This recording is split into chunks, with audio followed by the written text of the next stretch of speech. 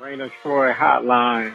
Alicia, Michael, what's going on? We know you have takes. We have takes. I'm actually surprised that your rant line, rave line, whatever, isn't completely full. Why can't we just win a game? Can I blame Michael Castillo for this? Can I blame Bob Connolly for this? Could I put on a zebra shirt and just go out there? Scratch, claw, up against the wall. Can't explain it what I'm feeling right now, guys. I can't believe it. Let's open up that race line. Woohoo! Oh, I can't believe USC has hired Lincoln Riley. Oh, yeah.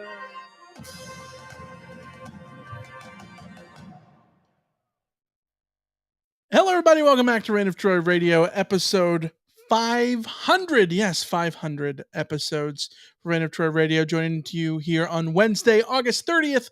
We're going to look ahead to USC and Nevada, locking horns 3:30 p.m. on the Pac-12 networks on Saturday afternoon at the Coliseum. We're going to preview the game, give you our game predictions, play some over-under, and so much more here on this episode. As always, you can follow us on Twitter, like us on Facebook. Our email address is rantoftroy@fanside.com, and our phone number is 818-643-7227. Suck it, What's Brewing Show. What the hell? Did I miss the cue? You missed the cue. 818-643-7227. Suck it, What's Brewing Show. There you go. You got it. Jake won't hate us now. As always, I'm your host, Mike Castillo, joined along with my co-host, Alicia Derritola, here in the Rancho Studio in Los Angeles. Hello, everybody. Hello. Big shout out to everyone joining us live on YouTube. As always, hit the smash button. Smash the like button. That like works. the smash button. Subscribe to the subscribe button as well. Hit the bell so you get notified every time that we go live, which is every Monday and Wednesday during the week, along with CarCast on Saturday nights after the game, about 2 hours after home games, probably about 10-15 minutes after road games. That is the plan for this 2023 season. And Thursday nights, we have our bonus content with our Rot Squad, which you can join and become a member for $4.99. You get all of our bonus content. Thursday nights, you get to join us for a call-in show. Just it's a hangout. We're having a good old time, grand old time. Thursday nights with the Rot Squad. Here, 9 p.m. on YouTube is when we go live for those shows as well. So you can join the crew here through YouTube, $4.99 a month for all of our bonus content, and you get access to the Discord. So that's fun stuff all around. Yeah, it's super fun. The Discord is fun on game days in particular. Everybody's just letting off in the chat during the game, and then we've got all sorts of good shows that people seem to enjoy. So come join us. Yeah, and by the way, it's our 500th full episode. Woo-hoo! And big shout out to Tim in the chat. Tim with a $50 super chat. Hello. Thank you. You guys are the best.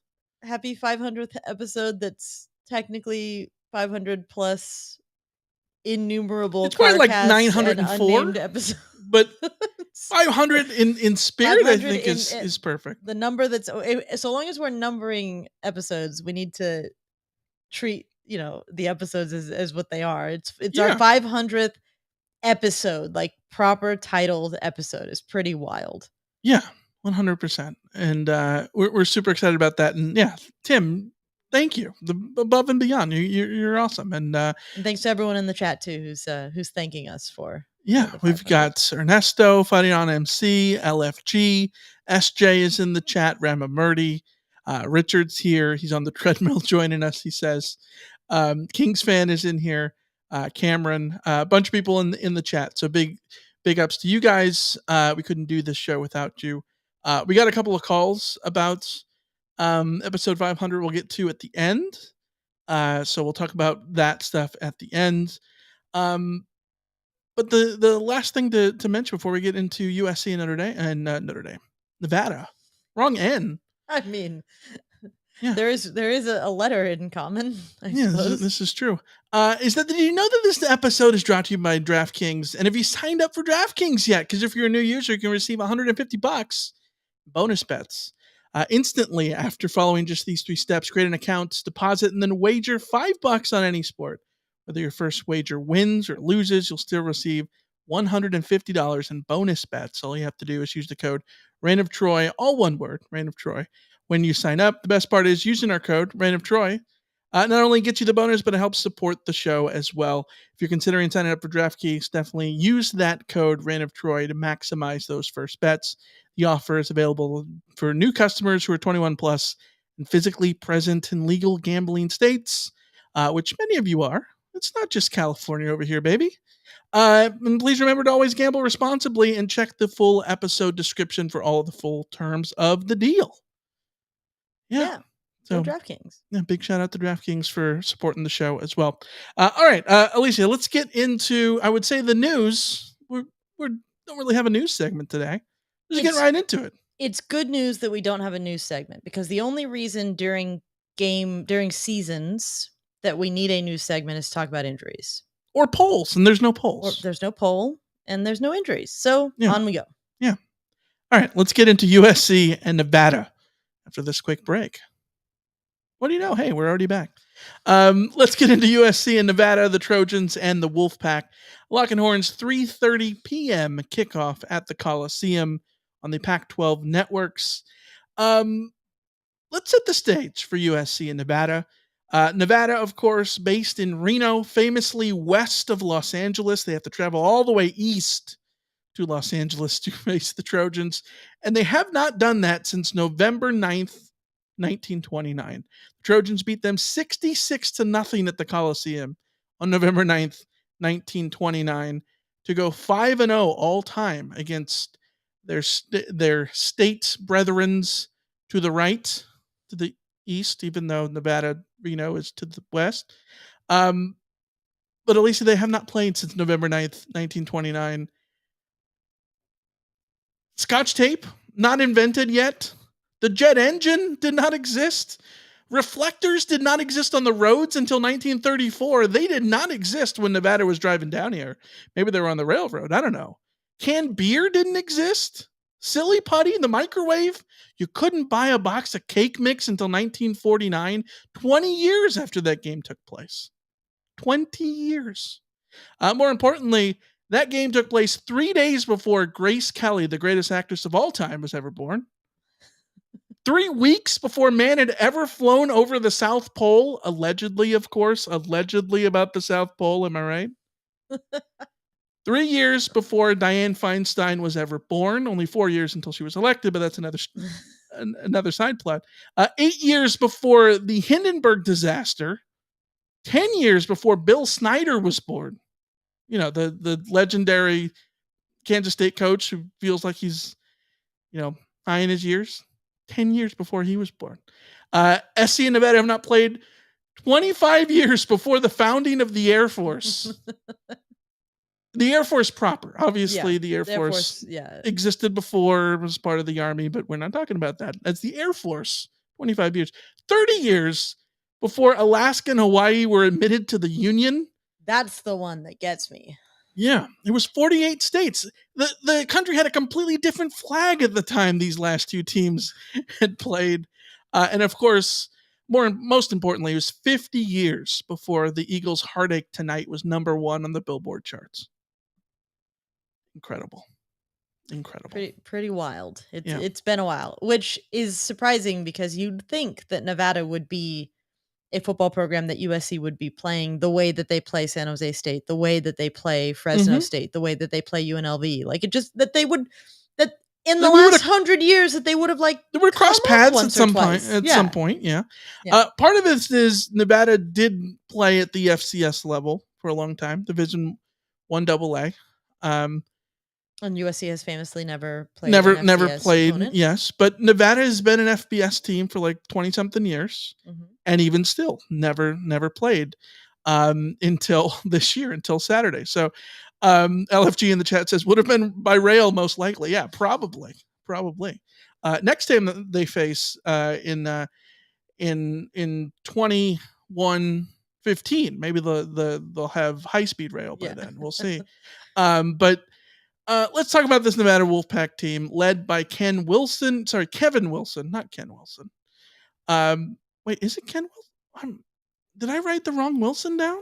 There's two Wilsons. What did I do? Ken Wilson is the head coach of Nevada. Yes, Yes, Ken Wilson, okay. not Kevin. Kevin Wilson is the other one. Yeah. Yeah. Kevin Wilson is the old There's also a Indiana head coach. Yeah. There's also a Kenneth Wilson who was an American theoretical physicist.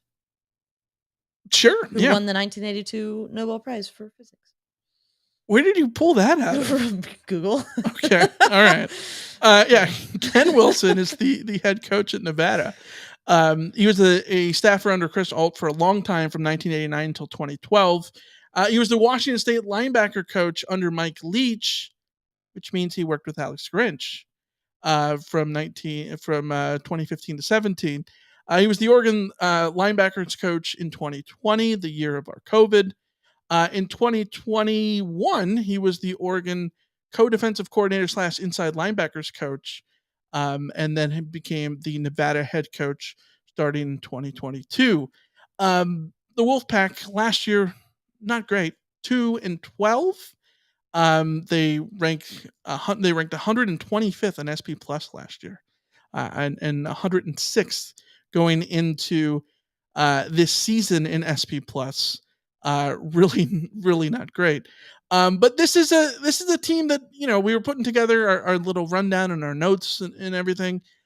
Alicia, you sort of equated them to a Colorado Light because of a bunch of transfers.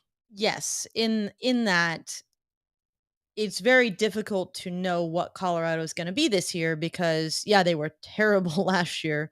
You expect them to not be very good this year, but the transfers are a wild card. You really don't know to what degree the improvement you might see. The transfer portal opens up rapid improvement for teams if they hit on enough of the transfers that they bring in. So when you've got guys like Sean Dollars, and you've got Adrian Jackson and Malcolm McClure and John Jackson III and some other transfers from USC, then there is a sense that maybe your talent level has risen. Mm-hmm. Maybe you can do a little bit more. Right. So I'm not saying that they are in as good a position as Colorado in terms of the transfers that Colorado brought in. The caliber of transfer was certainly better than the caliber that Nevada has brought in, sort of in terms of how you would rate them coming into the season. At the top end, yeah. There's a lot of Power 5 cast-offs that are, with all due respect, but that's sort of the truth of the matter, where Colorado got some legitimate transfers who could have gone to many, many major programs. So this is an interesting lineup. These are a lot of guys who have a lot to prove. I can sit here and call them cast-offs. That's a motivating factor for them. It's a wild card in this matchup that I think makes what is, and we're going to talk about it, what is on paper a very lopsided matchup, makes it just a little bit more intriguing because we don't quite know what damage a Sean Dollars can do in a featured role. We don't quite know what a lot of the defensive transfers that we're going to talk about will be capable of when they get in there and have their chance to shine. Yeah, 100%. I think let's just get right into it and talk about this Nevada offense last year. 113th in SP Plus. Not great. But there's a lot of incoming talent here to talk about. Brendan Lewis, the Colorado transfer at quarterback, 13 career starts at CU, 1,700 yards, 10 touchdowns, 3 picks. An interesting resume at Colorado because we think of him as the quarterback in 2021 when Colorado was like historically bad, right? Horribly bad. But yet he had this weird 2-game stretch middle of the season against at Oregon, at Autzen in 2021, and at home against Oregon State. Even in 2021, Oregon State was a good team, a tough team to play. In that 2-game stretch, he threw for 394 yards, 6 TDs and no picks, a nice little 163 quarterback rating. But apart from there, pretty bad at Colorado, but so was everything around him at Colorado. So I Yeah. don't know how much of that is a Brendan Lewis thing and how much of that is just the whole situation was not ideal. He wasn't put in a place to succeed. So he is new. He steps in here, and so he's got weapons to throw to, including you talked about you mentioned John Jackson III. John Jackson III, the former USC wide receiver, tight end and wide receiver, transferred to Nevada this year. 5 career catches for the Trojans for 42 yards. He's listed as the second team receiver going into week 1. I'm sort of interested to see how that sort of plays out.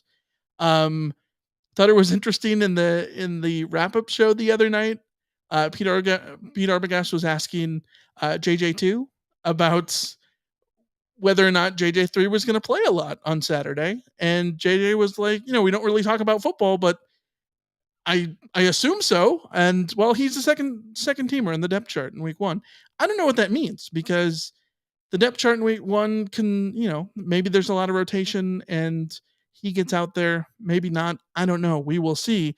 Either way, he's also behind a receiver who is Nevada's best returning receiver, and was probably not going to, in terms of in that position, was probably not going to ever be in danger of losing his starting job in Delvin Campbell. Yeah, Delvin Campbell, 6'4", 215, transfer from Illinois last year at Nevada. He had 38 catches, 459 yards, and a touchdown.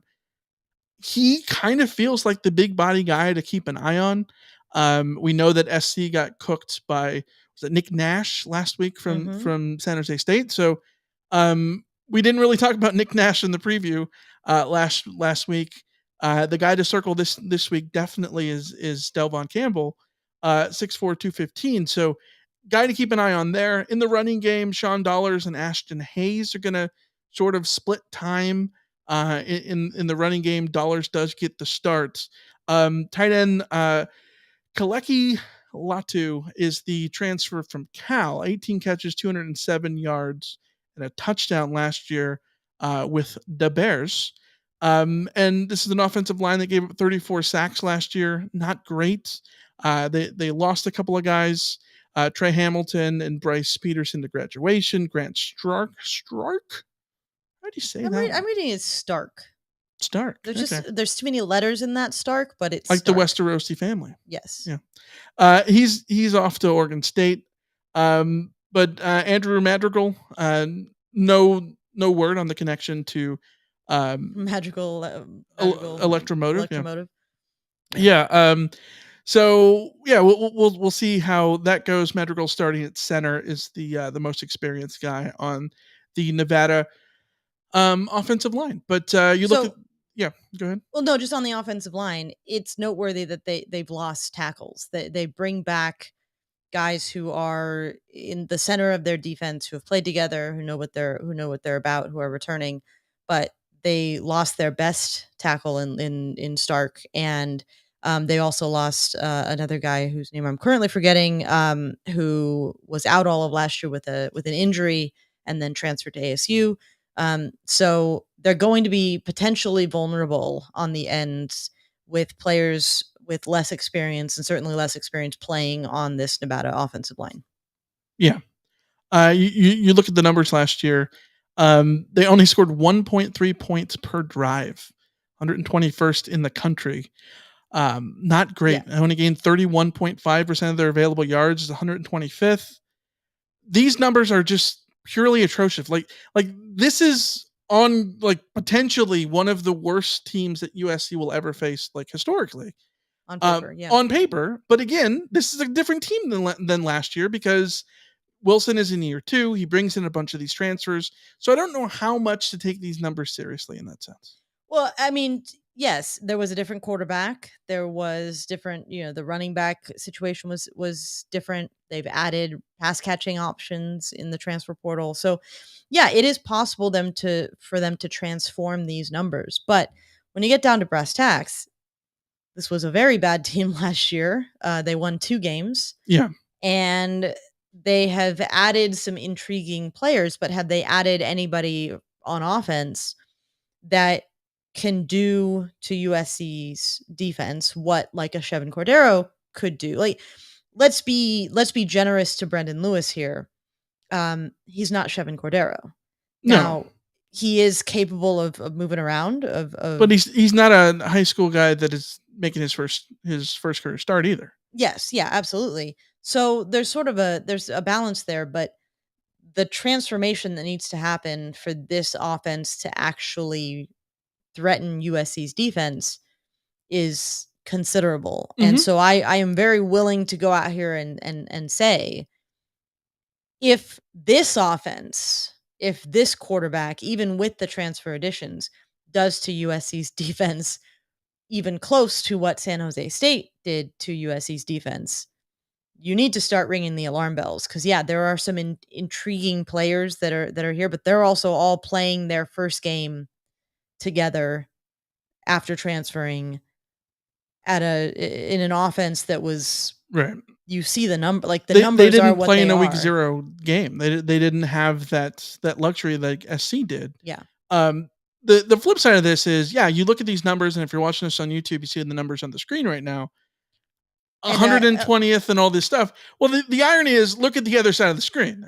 SC's numbers last year on defense: 111th in defensive points per drive, 120th in short field points per drive, 127th in plays that gained 20 plus yards. Like, all of those things were horrendously bad. I guess the flip side is, Nevada was doing this against a schedule that was loaded with Mountain West teams. SC was doing that against against really good offenses last year, like what UCLA could put up and what Utah could put up. They missed Oregon and Washington last year, but SC played a tougher schedule than Nevada. Even still, SC's defense fully susceptible to giving up a lot of yards and a lot of all those things. And we saw that in week 0 against San Jose State.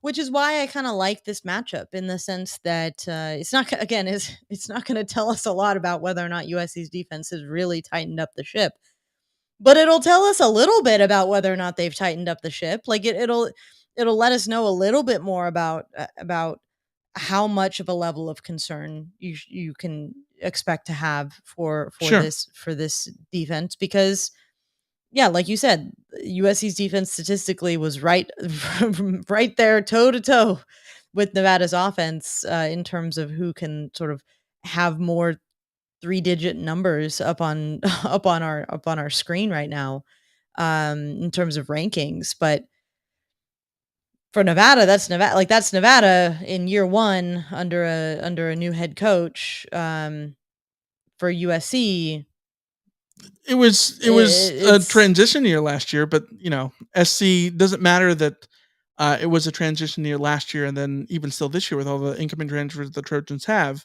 Yeah, the incoming talent that SC has is a high level of incoming talent, and at this point, it's put up or shut up in a lot of different ways, especially with how the critics have talked about Alex Grinch, right? Mm-hmm. Like that's just what it is. Well, I mean, this is a really good week for Alex Grinch, and it could be a mirage as far as what we've talked about with Nevada. But this is but it's got to start somewhere, right? This is a really good week for Alex Grinch's defense to come out and pitch a shutout. Like, I'm not saying you have to. Shutouts are in these contexts are sort of mirages in and of themselves, but play a start to finish strong defensive game where it never feels like Nevada's offense is making a joke of USC, then that would go a long way to maybe quiet some of the doubters in the early stages of this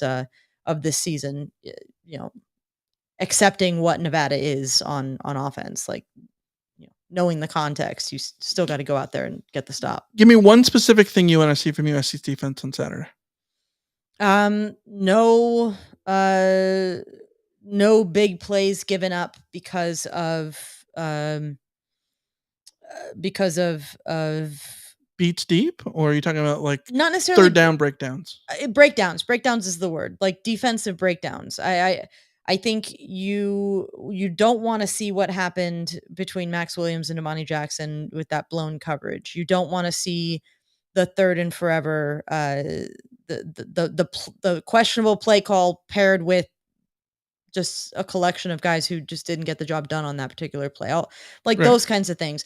It's about whether or not it feels like the defense and everybody on it is doing the job that they're supposed to be doing. Mm-hmm. And that could mean, it's not about how many yards you give up necessarily. Yeah. It's not about, Ram Murdy in the chat says you need to force turnovers. I would feel even better about a game where USC just didn't give up any major big plays to Nevada and had 0 turnovers in this game, but isn't that stout. Isn't that weird? Because I feel the same way. Like, obviously, to Reverend Murdy's point, yes, you do want to force turnovers. Yeah, you always want turnovers. You want to not give up big plays and whatever. But I think SC, based on last year, has to prove that they can make the stops without the turnover. Yes. Yeah. And that's right? exactly it. That it's not just the turnover, because I subscribe to the idea of turnover luck, but I also think that you can force turnovers and make the luck go in your favor that way and we see that with how SC plays and how Grinch sort of models the defense of trying to be ultra aggressive. Well, being ultra aggressive will lead itself to forcing more turnovers. It will. But it also will leave you susceptible to the big breakdowns. And it will, because like we've seen those, right? So if you can win without forcing the turnovers and still be aggressive at the same time and still take away some of those big plays, I think that would be a big step forward for the defense. So we'll see if SC can sort of do that on Saturday afternoon. Clean it up. Exactly. We did get a question on Discord from DSET. Are we going to have another scrimmage game on this Saturday? And I think that's an interesting point, because I think there will still be a ton of guys, especially on defense, working through the lineup a bunch. And there's no better opponent for that than I think Nevada, in a way of getting these guys reps, but also maybe some confidence under their belt against the team that they should beat. They should be better than, right? We're going to get to, the Vegas spread later, but it's 38.5, right? Like, SC should be able to go out there and beat them handily. On defense, you want to have them build some confidence and build reps at the same time. I think that this is absolutely a game where I think you're going to see a ton of rotation, a ton of dudes play, especially on defense. And I think it's a good thing in week 1, game 2 for SC. Yeah, I expect a lot of rotation as well. I expect to see a lot of the same names that we saw rotated in and out from the freshmen up to the transfers. Yeah. I think you have to use this game to continue what you did last week in terms of getting guys good, solid reps. Mm-hmm. What I want to see change is that I can call them good, solid reps. Right, 100%. Particularly from the veterans. If I was very critical of the defense last week, or I guess earlier this week when we were talking about them, because to me, a lot of the mistakes were made by veteran players who should not be making those mistakes because they're veteran players. Mm-hmm. If we see that again this week, then you know what, it's one thing if Tackett Curtis is missing assignments or is making big mistakes. It's another thing if Max Williams or like Caleb Bullock missing tackles, or right. Even Mason Cobb. I want to see him very quickly, as a veteran guy, very quickly pick up the mistakes that he made in week 1 and correct them. Yeah. You want your freshmen to go out there and get their feet wet and make plays, but also have the ability to learn off of the mistakes that they do make. Those veterans, I think that you want them to be a little further along in that development process. Absolutely. Let's talk about the flip side of the ball. USC's offense going up against the Nevada defense. The Nevada defense, your standard sort of formation in college football these days, sort of that 3-3-5, 4-2-5, whatever you want to call it, with a rush end that sort of pivots the defense back and forth. Really 4 guys on that, the 3 three guys with a hand in the dirt and a rush end. That rush end, the second string rush end, familiar name, Elijah Winston, former USC linebacker. He transferred up to Reno to join the Wolfpack. He's listed as the second team rush end behind Marcel Walker Burgess. 10 career tackles for Elijah Winston at SC. He had 14 last year at Nevada, including 2.5 tackles for loss. But this is the defense led by Drew Watts right in the middle at inside linebacker out of Sierra Canyon. Freshman season last year was pretty solid for the Wolfpack. All Mountain West honorable mention. I saw he got mentions for freshman All-American teams. 57 tackles, 9 tackles for loss, 3 sacks, and an interception, all as a freshman getting his first action for a full season. He did play like one game in 2021. Trey Weed, interesting guy coming over from Eastern Washington at the FCS level. 36 starts under his belt, 135 tackles, 6 picks, 21 PBUs. He joins Nevada in the defensive backfield.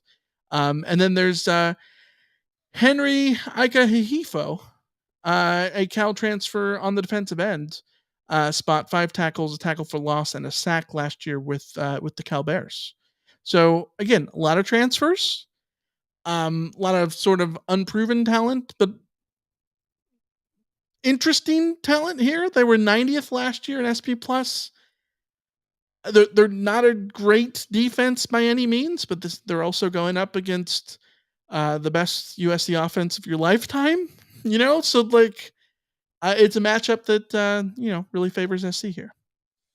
Yeah, I'm sorry, Nevada.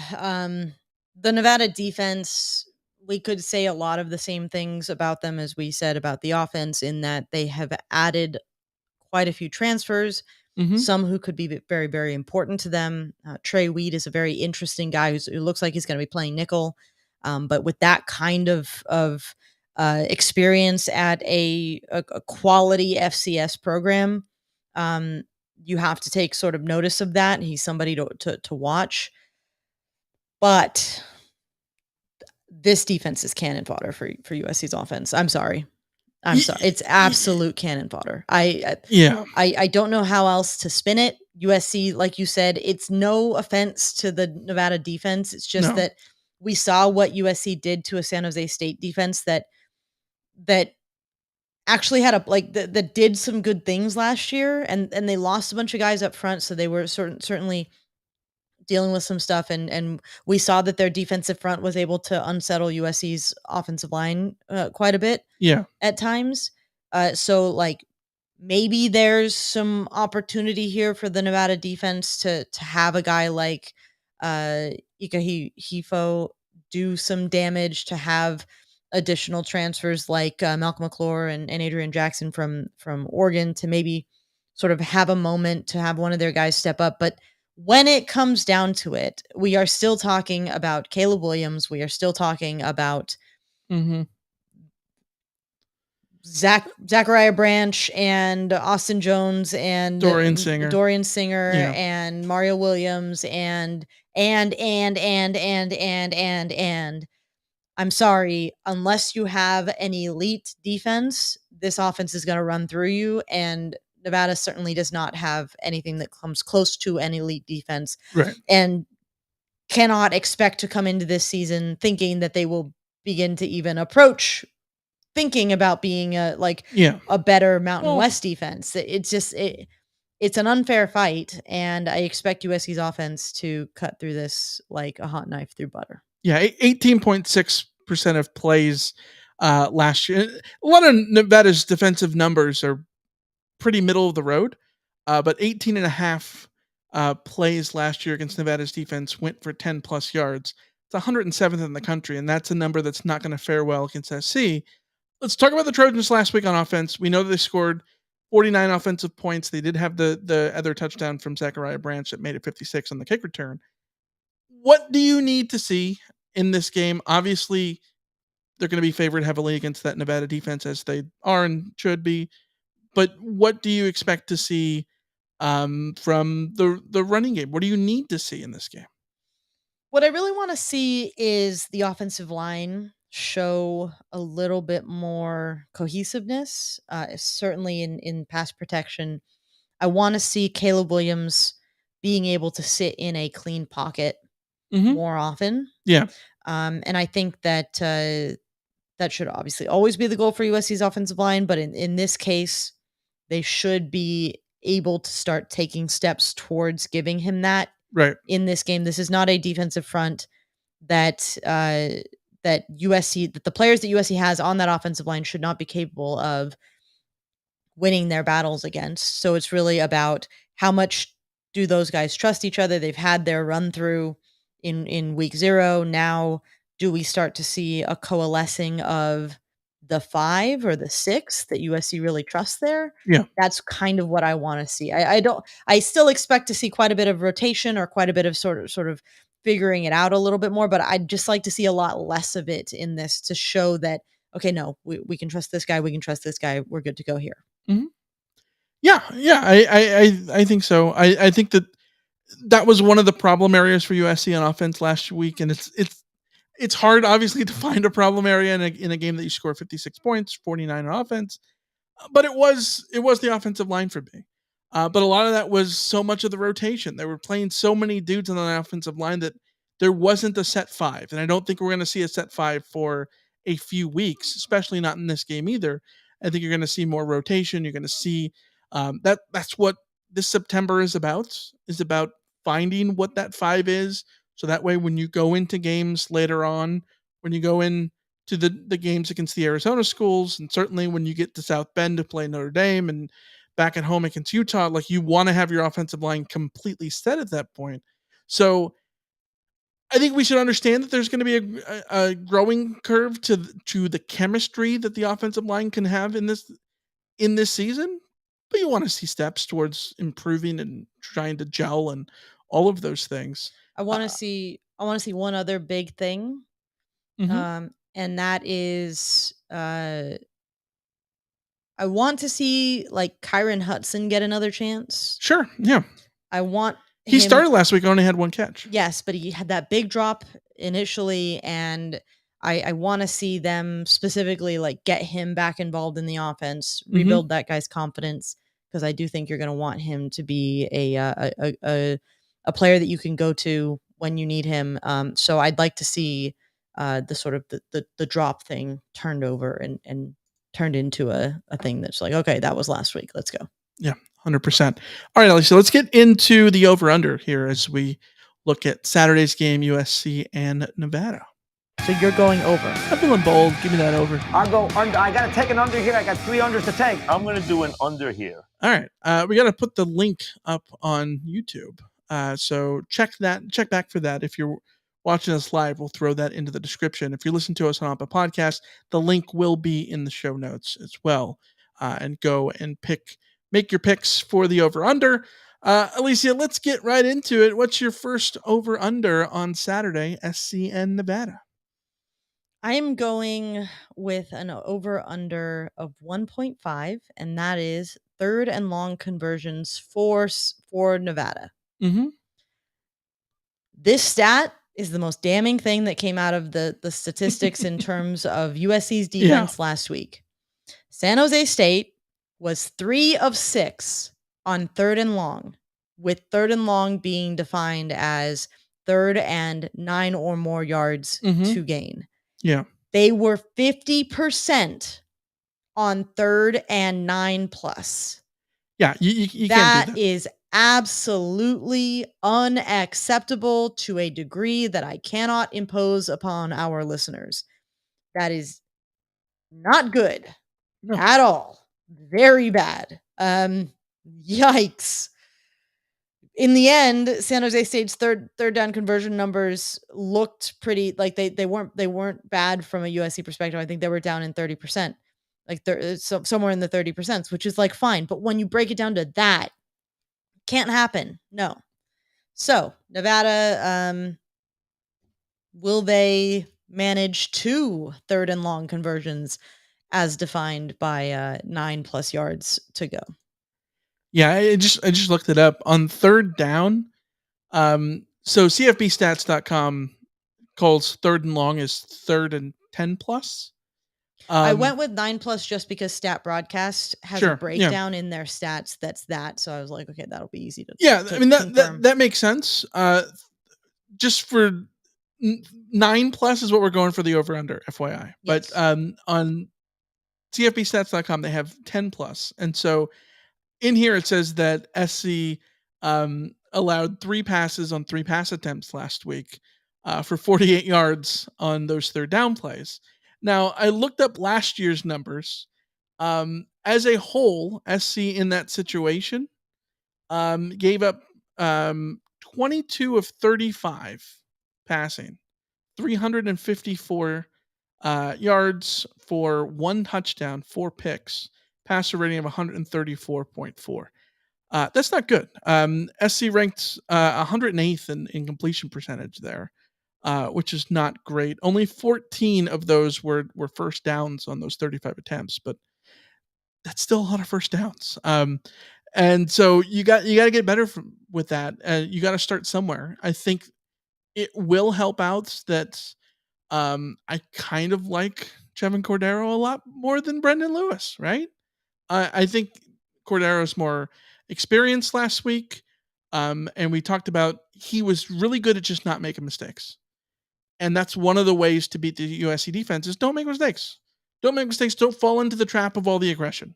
Wait SC out and then do everything else after that. And Cordero was good at that. And if you were a San Jose State fan, you would have loved that, right? Brendan Lewis, I don't trust nearly as much, but he can be a capable runner. 190 yards a couple years ago as Colorado's quarterback. I expect him to be able to use the ground game if he wants. I think that will be a point of emphasis for Nevada going into this game. But even still, give me the under. The under on 1.5 third and long conversions for the Wolfpack.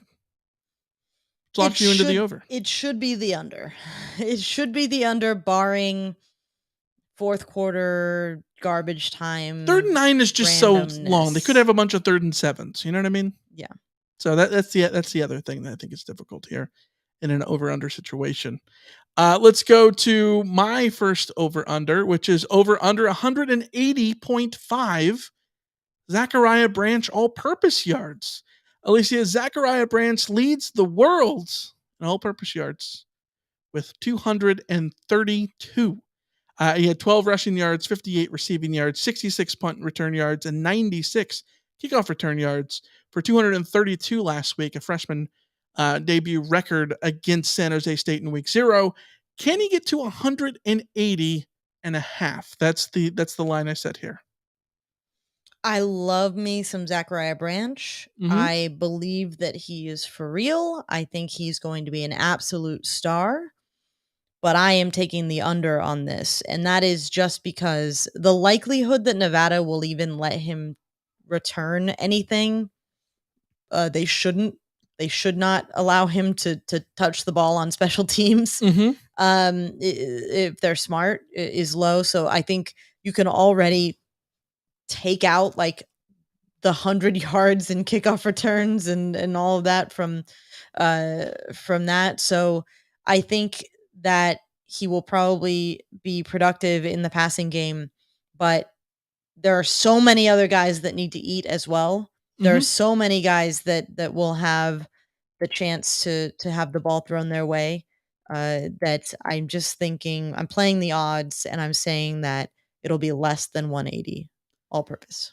I think that's a totally valid pick to make. So you take the under on 180.5, talks me into the over. And as Ramamurti in the chat says, and I agree, if the game turns into a blowout, he could be pulled early and not see a lot of playing time.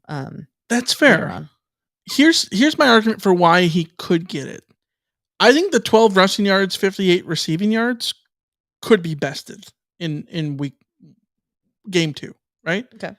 I don't think that's a question. I think that Zachariah Branch absolutely, I think, is going to play more of a role on offense as the season goes on.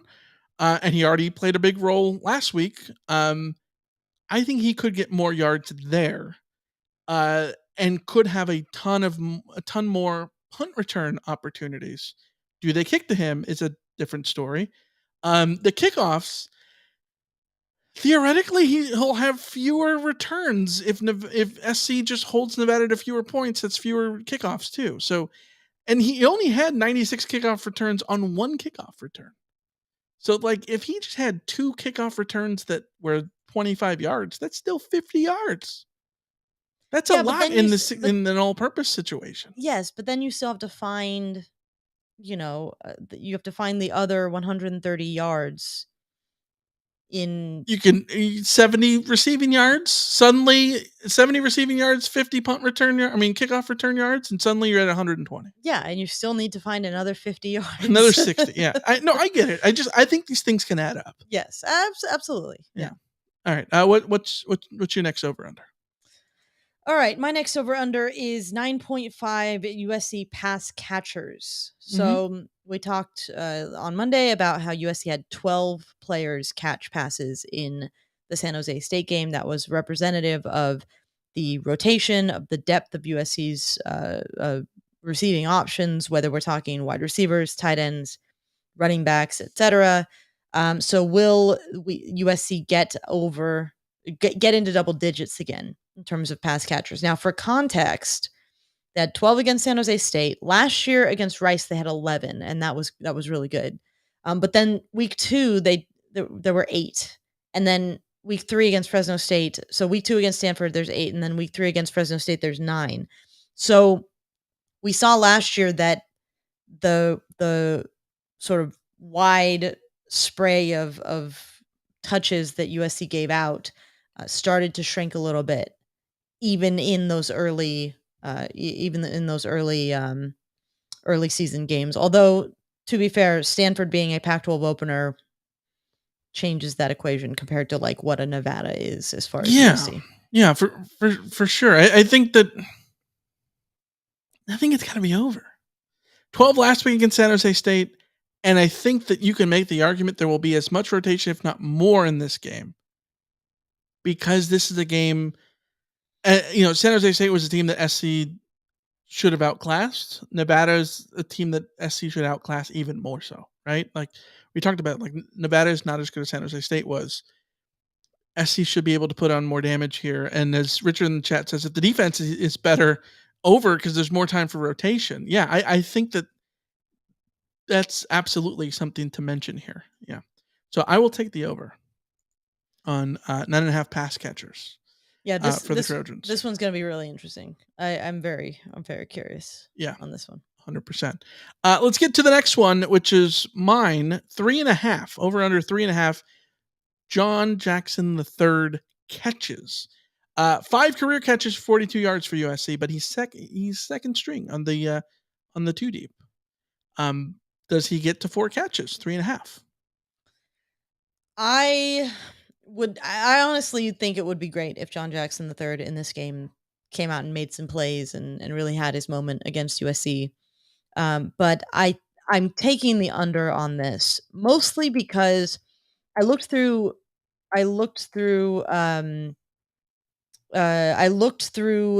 like Nevada's 2022, just a selection of games from 2022. Mm-hmm.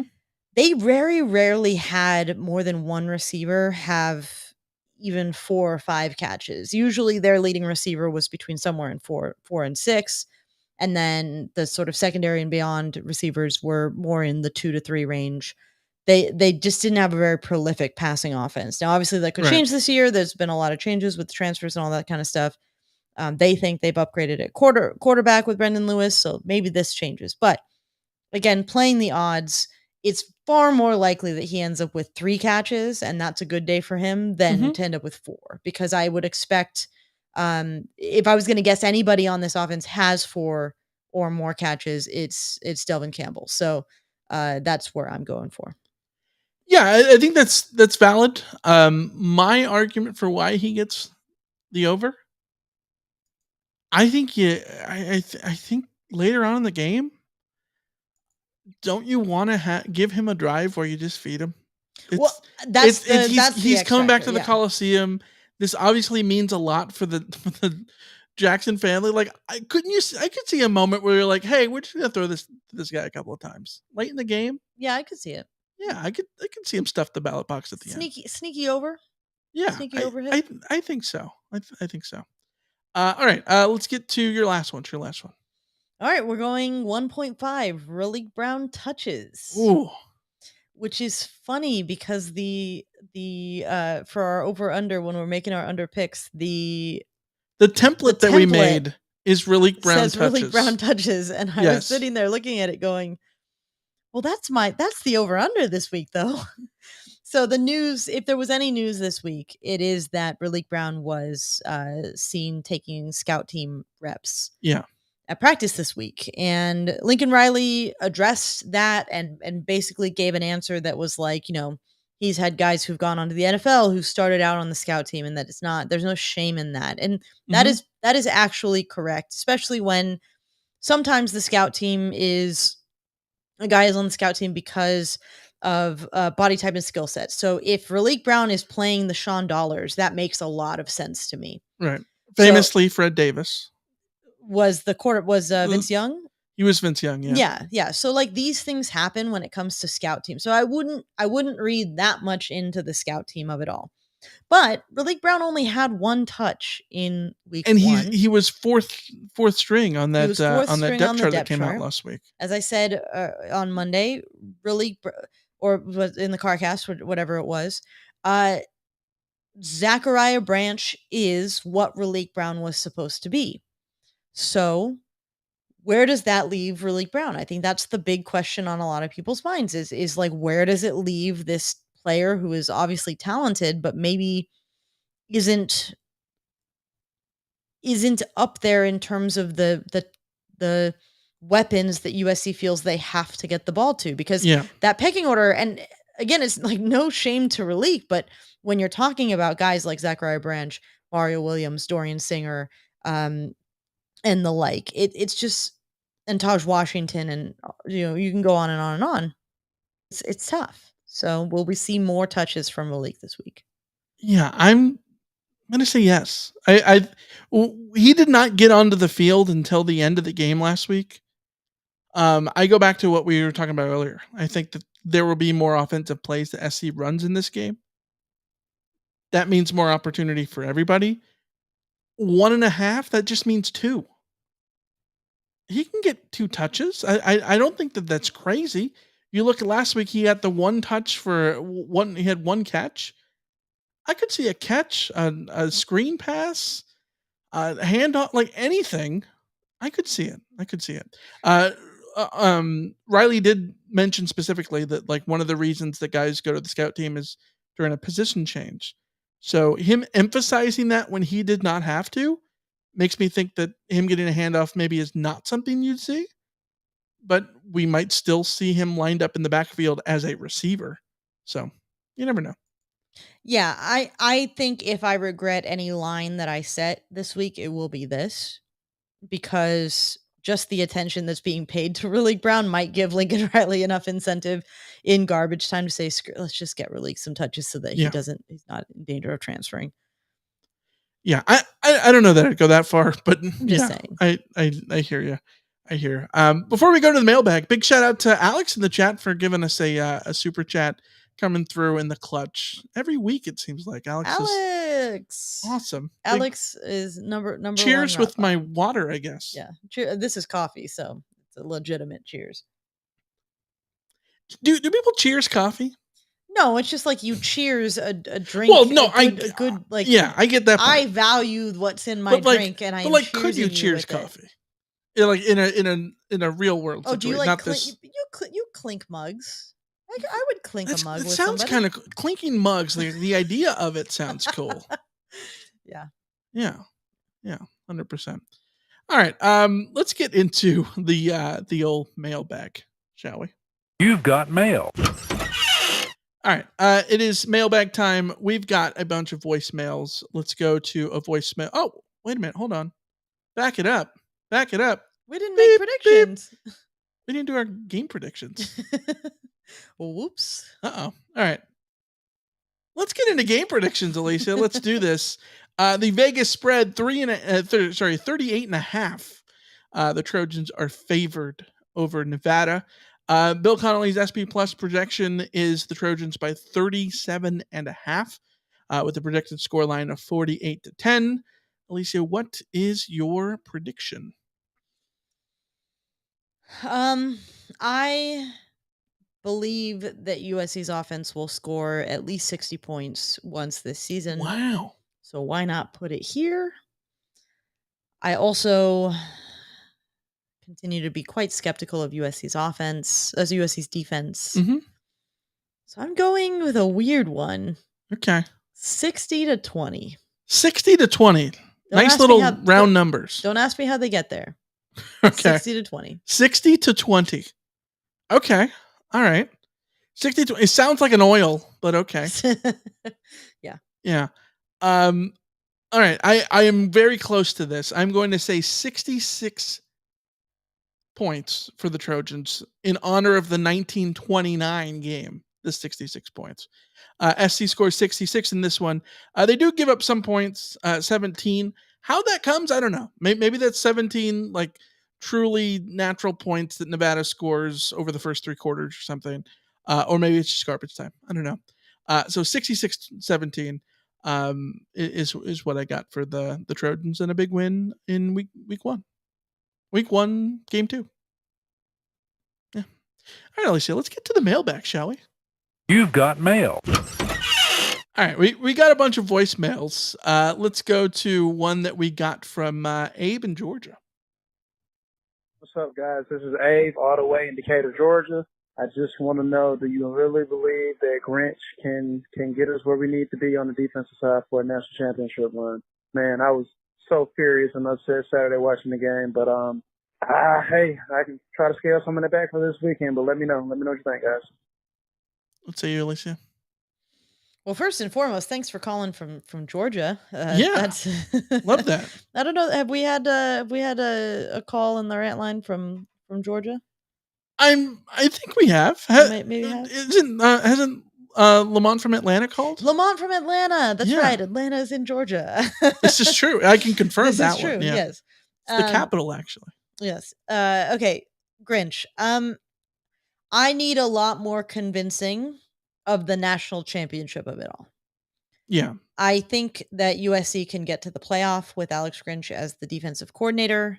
But I think that it would take a defensive coordinator who has a more proven track record in big games against elite offenses in order to get USC through the playoff. Because you can have one fluky win in the playoff. You can sort of almost fluke your way into the. I think your offense can game. Carry you into a playoff. SC nearly did it last year. Yes, I don't know that you can win 2 postseason games, and it would be 3 really, because you have to win the Pac-12, and then you have to win a semifinal, and then you have to win the national title game, right?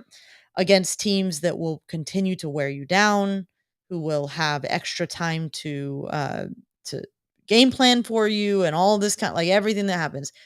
I just would not bet on Alex Grinch being capable of that, given the information that I currently have. If over the next 2 months we see a complete transformation of the defense, that would be wonderful, and I would be more than willing to change my mind if given reason to. But right now, no, I do not believe that. Yeah, I'm with you. I think that SC can get to a playoff as constructed now for 2 reasons. One, we saw Lincoln Riley do it in 2018. B, or reason number 2, they literally would have done it last year if Caleb Williams doesn't get hurt in that championship game. Yes. They're up 17-3 in that game, and they're dominating the game. So then he gets hurt, everything completely changes. Do they dominate that game full stop against Utah? Probably not. I think Utah probably makes a game of it. But I think SC, they pulled within a touchdown even with him on a gimpy leg in the fourth quarter. Of the offensive line gone. Yeah, I think a fully healthy Caleb Williams, SC, worst case scenario in that game is a redo of the first one. They lost the first one by a point on a 2-point conversion, right? So that's how close. That's all SC needed to do to get to the playoff. because they would have been in the playoff if they would have won that game. Mm-hmm. So that's the biggest evidence for why, yes, Grinch can get you to the playoff. But to win the national title, I think it's a different thing. And case in point to everything you said, look at TCU last year. TCU is a very fun team. TCU was fun with how they were constructed and all that stuff. They could get to they found a way to get to the national championship game and beat a Michigan team, but no go after that. And or the star of the show suddenly is Jesse the dog, who a little inside baseball here. If you're joining us on YouTube, you're now seeing Jesse beg to be taken OUTSIDE because a little inside baseball. Jesse usually goes for a WALK between 4 and 6 every day, usually around 5 o'clock, but between 4 and 6 realistically. We record at 5. She did not get to go on her WALK before we started recording. So now it's Beggy time. Mm-hmm. It is Beggy time. Yeah. But little does she know that you, the Rotbots, are more important right now, unfortunately. Let's get to a second call from Sean in beautiful Austin, Texas. Hey, Rant Troy. Sean here from beautiful Austin, Texas. I wanted to call in for the 500th episode, and man, you guys, this podcast means a lot to me. It used to be my refuge when I was going to the VA and dealing with like waiting and going to appointments. And now I have them in both of my ears, my noise canceling headphones, as I'm consoling my daughter while she's crying or she needs fed or needs her diaper changed. You guys have been more of a refuge, and I just look forward to your stuff.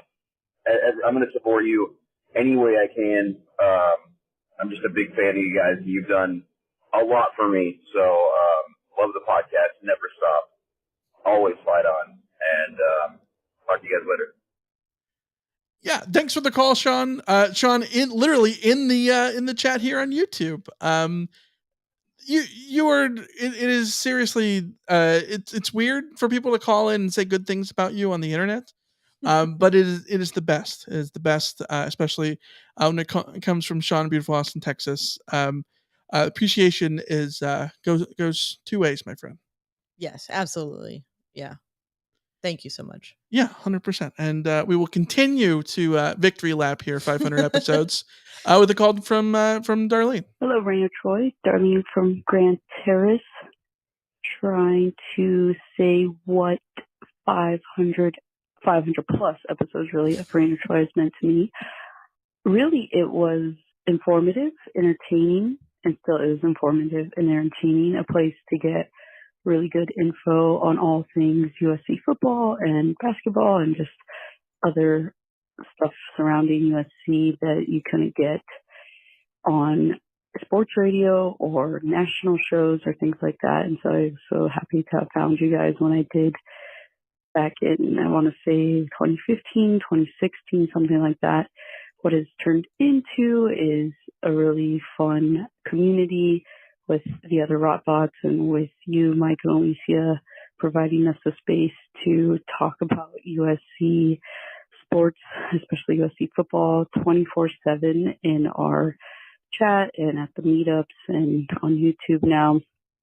And that's something I've really appreciated and didn't think I would ever get from a podcast. So I really hope you guys have 500 plus more episodes and that you guys do such a great job for us, the USC football crazy fan community. I'm glad to have found other crazies like myself. And yeah, just keep doing what you do. You guys are great. And we love you. The Rotbots love you. And that's pretty much it. Final. Thanks for the call, as always, Darlene. And everything I said about Sean absolutely goes to Darlene's way as well. Always supportive and going to all the meetups and everything. And it's been awesome. So we appreciate it. Yes. Yeah. It feels like Darlene has been there from the beginning. And yeah, always extremely supportive and always comes out to hang out whenever we're doing a hangout. And we greatly appreciate that. Yeah, 100%. And a big shout out to Richard in the chat for popping in a super chat. You guys are awesome. Seriously, you guys are the best. Richard also one of the absolute rock stars in this world, supporting us as well. Yes. 100%. Let's go to a question from Tim in LA. Say we see some more defensive schemes that fail on Saturday. Does Alex Grinch still get this is just the preseason benefit of the doubt? Or should our spidey senses start really tingling? The spidey senses should be tingling more than tingling. They should be exploding like pop rocks inside of our whole bodies. Like, the thing that Mythbusters, the myth that Mythbusters debunked, that if you ate pop rocks and soda or whatever, your like stomach would explode. Like, that's the degree to Great which, episode, by the way. Yes, that's that's the kind of tingling that should be happening if the defensive schemes fail again on Saturday. If things look identical to what they were against San Jose State, Is that the threshold? Is it looking the same as San Jose State? If it looks the same as San Jose State, then okay, Houston, we have a problem. Let me give you a caveat. What if SC gives up 28 points? Hold on. No. If USC gives up 28 points to Nevada, and I am not kidding, and I am not using hyperbole. Hyperbole? Alex Grinch should not be employed by USC in week 3. Wow. Okay, well, what if he gives up 28 points and includes a weird fluky play on a kickoff where the ball bounces and then a guy gets it and then it's reviewed and the Pac-12 bungles the review and they still award Nevada the points. So I guess that would be the Mountain West officiating crew, because it's Mountain West road game. So the Mountain West officiating crew bungles the review and gives it to in Nevada. That case, then fire Alex Grinch and hire a special teams coordinator. Okay. All right. No, I'm with you. Yes, if it looks just like last week, that's a problem. At the same time, I think that we need to. San Jose State is better than Nevada, but we also shouldn't make it seem like San Jose State is a world beater compared to Nevada either. Yeah. Both of these teams are teams that SC should be better than on defense, so you want to see improvement from week to week. Secondly, my standard is that you want to look good on defense. You want to look good on the eye test and all that stuff. If you have a one play bad beat that leads to a 75-yard touchdown, not the end of the world for me.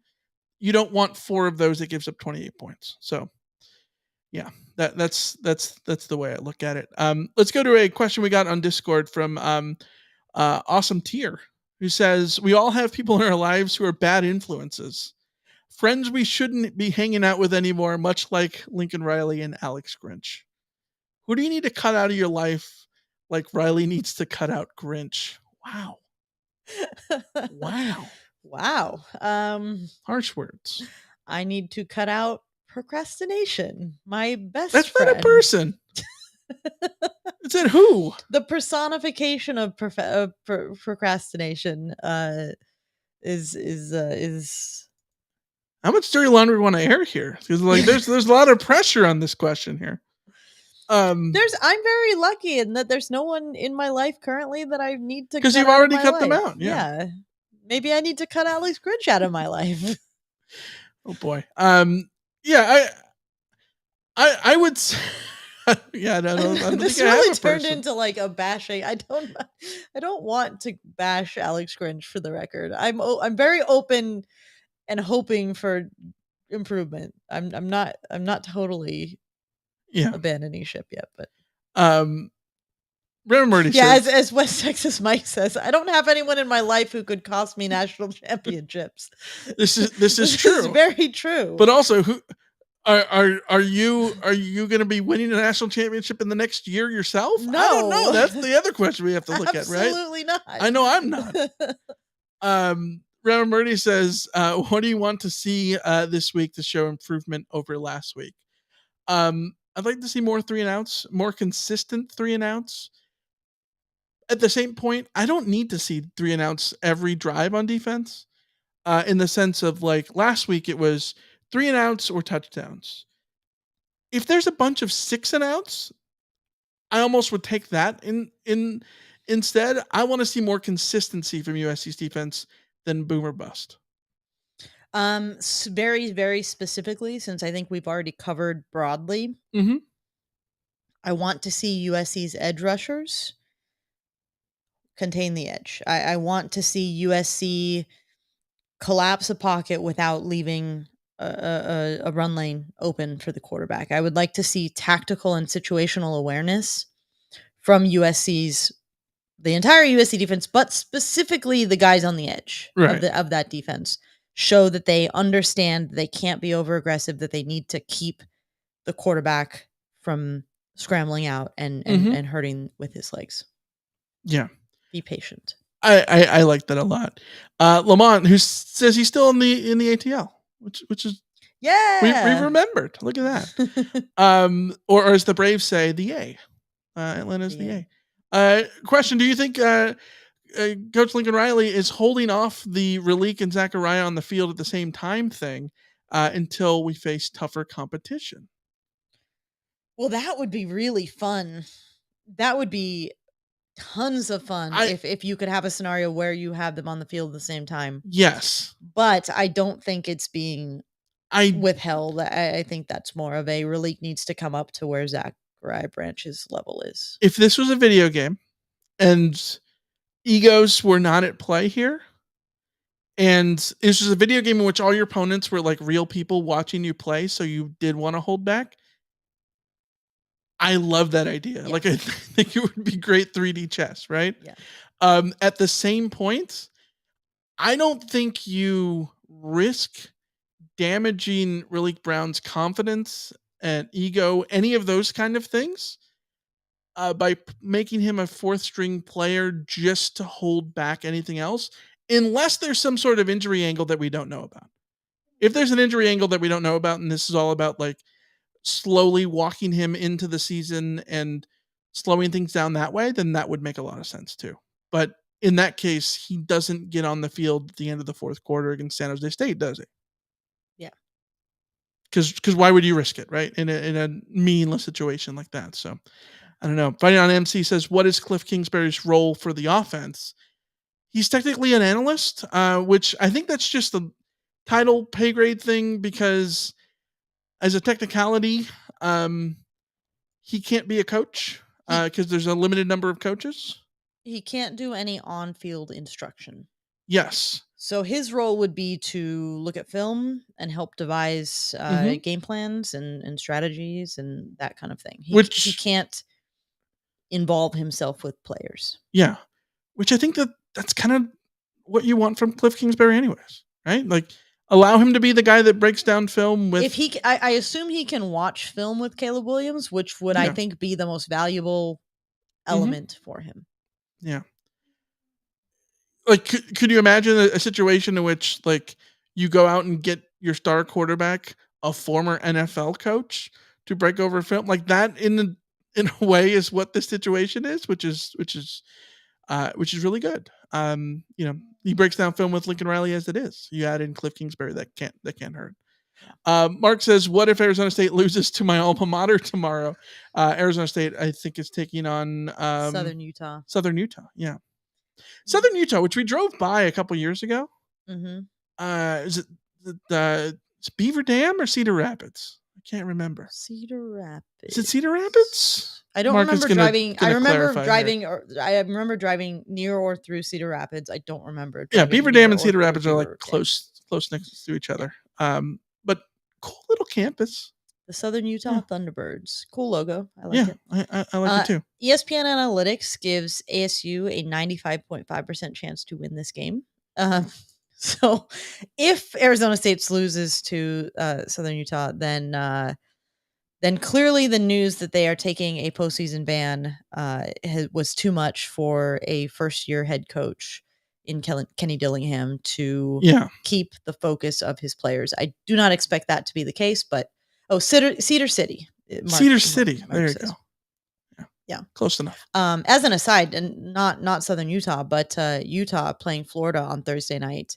I'm anxiously looking forward to that. When we do Rod After Dark, I'm certain we will discuss the outcome of that game, but Cam Rising is not expected to play in that game as he continues to recover from the ACL injury he had in the Rose Bowl. So you want my new theory? Interesting sort of thing to look at. My new theory: Cam Rising, unable to play football until October 20, whatever that day is, where he suddenly is like a new man. From a USC perspective, if you told me that Cam Rising did not play a football game until that USC game, I would sign up for that. You say that now, and Utah, then come on, you do not want Cam Rising making his return. BS.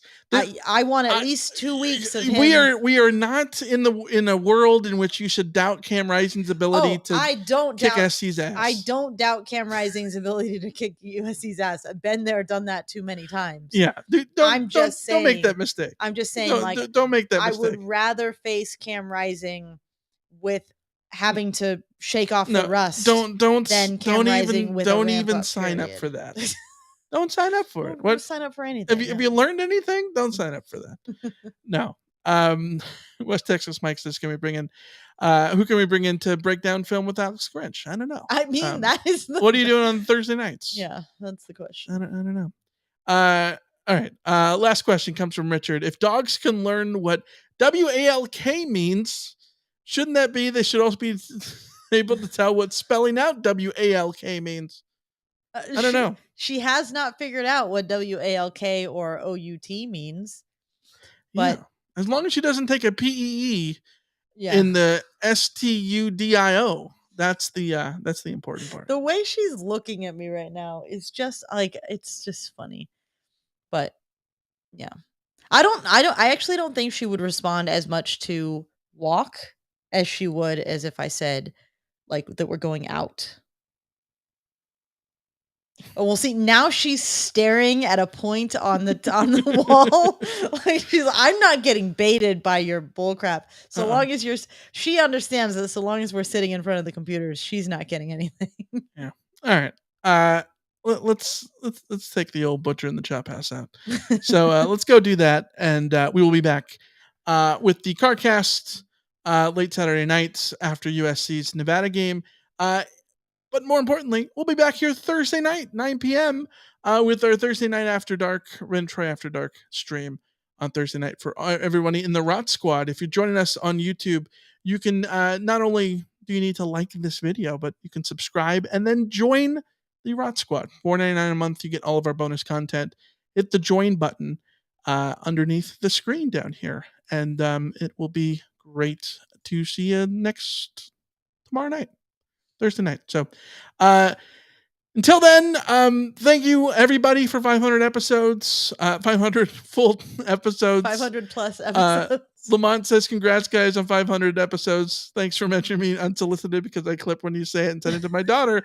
See that they remember us from the Arizona State meetup in 2020. Yeah, we remember you too. We remember everybody. But thank you, Lamont. It means a lot. AK says in the chat, thanks for always being entertaining and insightful. Look forward to 500 more. Me raising my cup of Java to the screen. Yep. Nice. Raise your mugs. Yeah. USC fans. And my empty water. Your empty. Which pint glass is that? That's the Alaskan Amber. Alaskan Amber. Yeah. I've been waiting. No, people make comments on my hats. Mm-hmm. Not a single person has ever commented, with the exception of our friend Saman, who's commented on a pint glass that I had, which was a Buc-ee's pint glass. But nobody's ever commented on any of the other pint glasses, and it really offends my pint glass collection personally. Well, I'm usually the one that grabs the water while we're getting ready for the show. And I have to make a point of not grabbing certain pint glasses because Michael is a collector of pint glasses, which means that we have pint glasses from away trips that we have done to other Pac-12 You don't want me to stadiums. have the Stanford one for a Stanford preview? No, I need to be careful about you not having the Stanford one or the Colorado one or the Utah one. It would be fun, though. It would be fun to see if people even notice. Hey, so there you go, guys. Easter eggs. Look out for if this is bad, though, because then people are going to be like, he was using that glass on Monday, and it's Wednesday now. Did he clean it? I don't know. Probably, but maybe I didn't. And oh, God, I'm going to get canceled. Yeah. So, All right. We will see you guys next time. Until then, see ya. See ya.